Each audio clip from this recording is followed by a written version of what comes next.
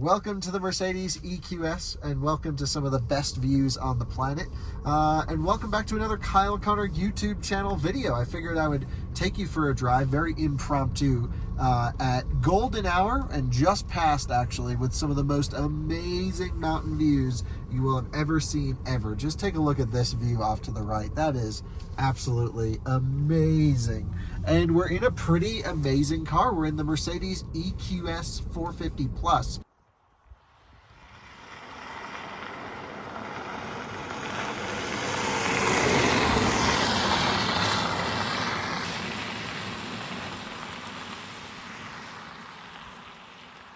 Every EQS in America gets the big battery, 107.8 kilowatt hour usable. They don't state gross capacity, I don't think, but it's around 112 kilowatt hours, I believe.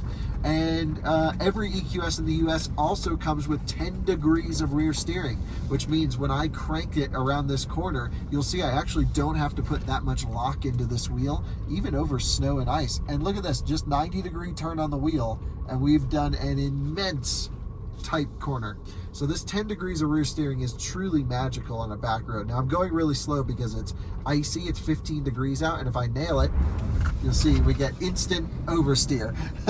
So just need to be mindful of some of the conditions. We have this amazing hyper screen here. Some people would say it's amazing. I actually think it's not that exciting. It's got 3 individual screens and under one piece of glass. The glass itself is really neat. I think it's the largest piece of glass ever used inside of a car. It has crumple zones built into it, which is just amazing. But this whole 3 individual screen thing, I don't know. I actually probably, if I was getting a rear wheel drive EQS, which is the only one that you can option the small base screen in, I think I would do that.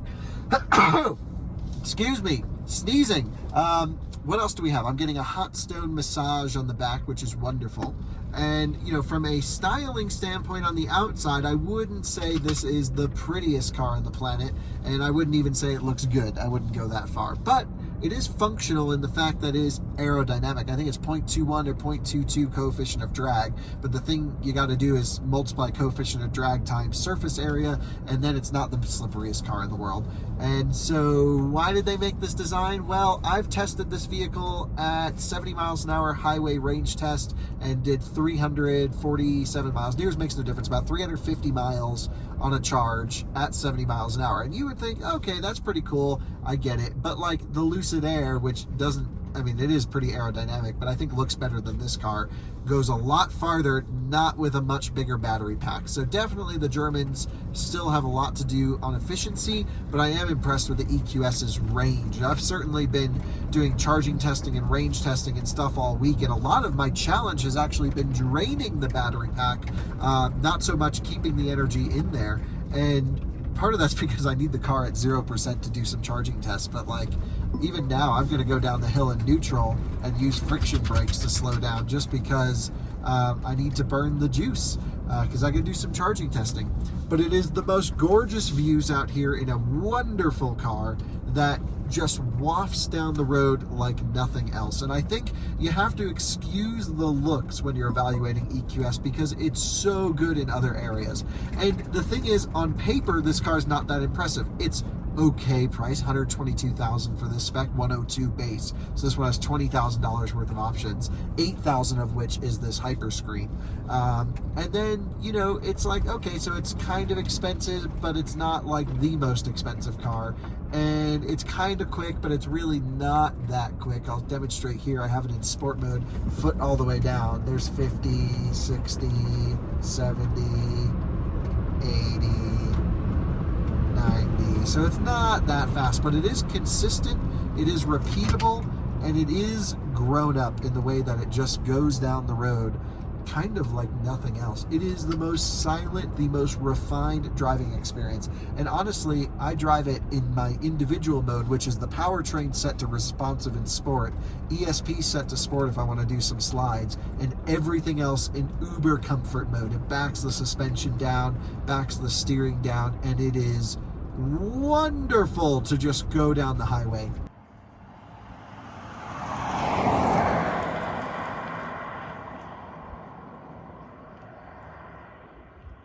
A road trip in this car would truly be incredible.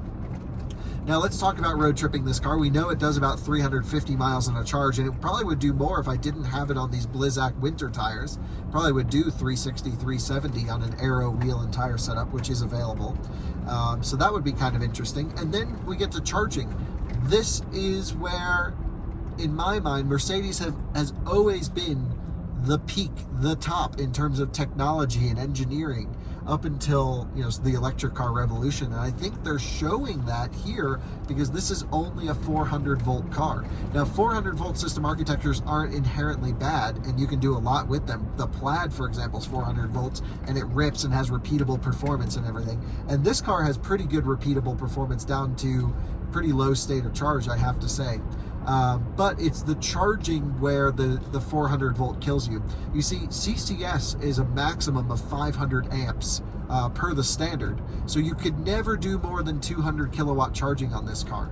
And then even if you plug into a 350 kilowatt charger, specifically at Electrify America, so many of those today are limited at only 350 amps, which is 140, 150 kilowatts.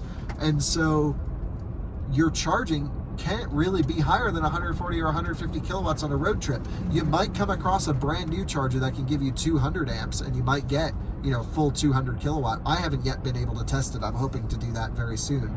And you can check back on out of spec reviews of that. But just finding a charger that can max this thing out sucks. Now, if this was an 800 volt car, it would have no problem finding chargers that could deliver all the power to it, and it could do so with less losses, less heat, and honestly less material. You could have smaller wires and cabling and less cooling.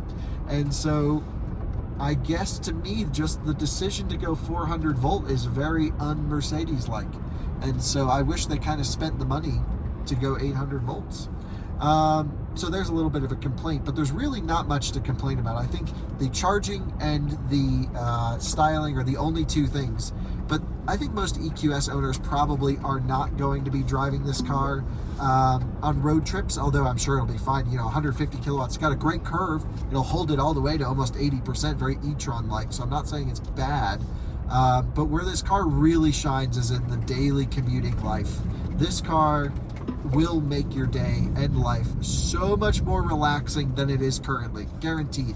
Even if you own a combustion S-Class, which has been proven to lower your heart rate while driving because it's so relaxing. This car, I promise you, will lower it even farther just because it's so competent, it's so smooth, it's so quiet, it's so refined that it almost removes you from the elements that you're driving in. And in fact, it's kind of odd. Sometimes I find myself feeling like I'm in some sort of simulation, genuinely, where I'm like, is this like a VR headset? Because I'm not feeling anything that's coming at me. And it is just next level, truly next level. Now, I've been lucky enough to drive some of the new modern Rolls-Royce vehicles and new, BMW stuff. There's something about this being electric that just takes another level of sensory information away, where you just feel like you're floating. And because it weighs 5,500 pounds and it has the softest suspension ever, you really are just in a whole nother world. And then driving this around town or in parking lots is really fun because you get this incredible rear steer sensation.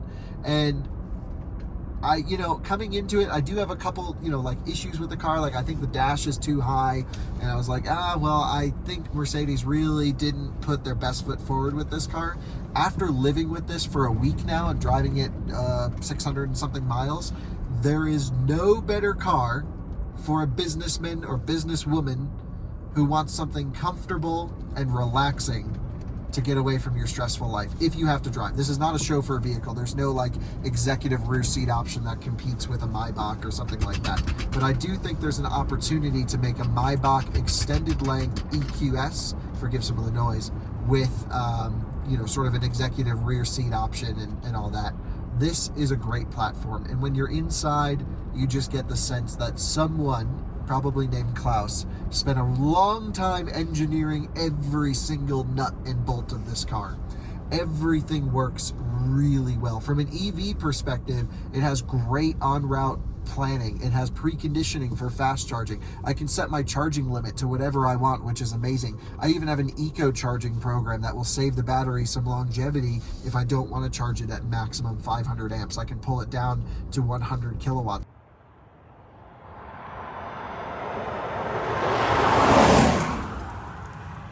it works. Everything works. It has plug-in charge. It has everything you need from a basic EV perspective that so many automakers are missing out on. On-route preconditioning for DC fast charging, especially in cold weather. Station route planning, where basically it will say, hey, I want to go from here to LA, stop here, here, and here. It'll even tell you how many people are there, and it will route you around chargers that go offline. And when you pull up to a charger, you just plug the damn thing in. So as an EV, this thing is stellar. Really, really, really good. As a driver, it's unlike anything else on the planet. Now, don't get me wrong, this cannot be, in my opinion, your only car solution.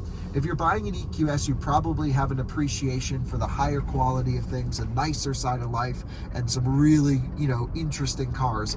This is a great daily driver, but to come up here in the canyons, it doesn't love to be pushed that hard.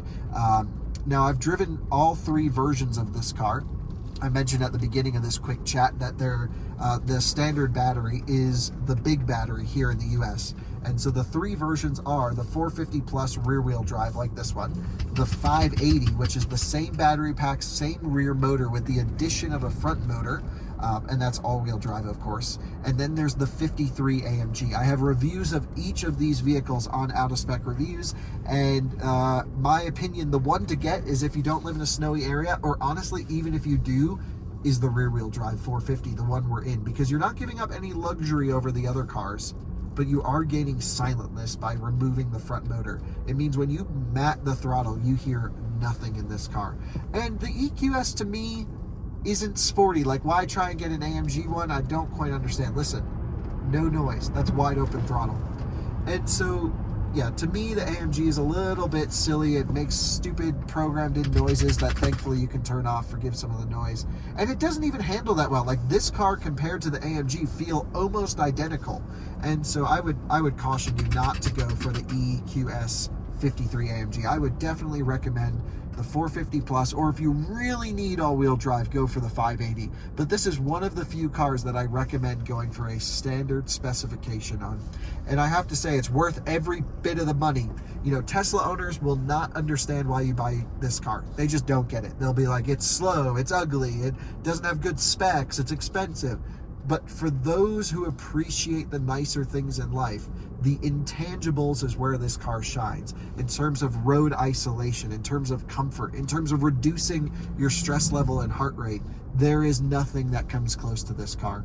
And therefore, in my mind, it's sort of in a class of its own. It has way far superior usable technology than a Lucid Air. Lucid Air might have better drivetrain technology and have more range and faster charging.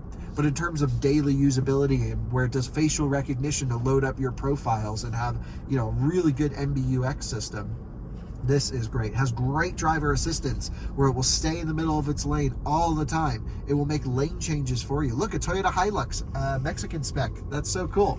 That's the second time we've seen that truck in a Kyle Connor YouTube channel video now. He lives on this road. It's been here for like 2 years. I don't know how that's legal, but I'm not going to tell anyone. I think that's sweet. Really at the end of the day, it's just the perfect car for the right person, and you wouldn't even consider anything other than this. And honestly, they'll sell every single one you can make. It's got this incredible air quality situation where you can see it's got 16 PM 2.5. I don't even know what that means, but we have 1 inside, which is good. I have 3 levels of fragrance I can put in. I can ionize the air. It just goes on and on and on and on and on. And I have hours of videos on how all the technology in this car works. So in my mind, if I had way too much money in the world to spare, I would put one in the garage for a road tripper. I probably wouldn't drive it every day. I love driving like a small car every day, but for an executive vehicle, this is the move. It's got a big hatchback. It's got great ground clearance actually for some dirt and snow stuff. And I'm just totally impressed. So there you have it. EQS 450 Plus gets a huge stamp of approval from me. Again, it's a car very few people will understand, but those who do will appreciate it so much. And thanks for watching another Kyle Connor YouTube channel video as we pass another S-Class combustion. See you on the next one. Bye-bye.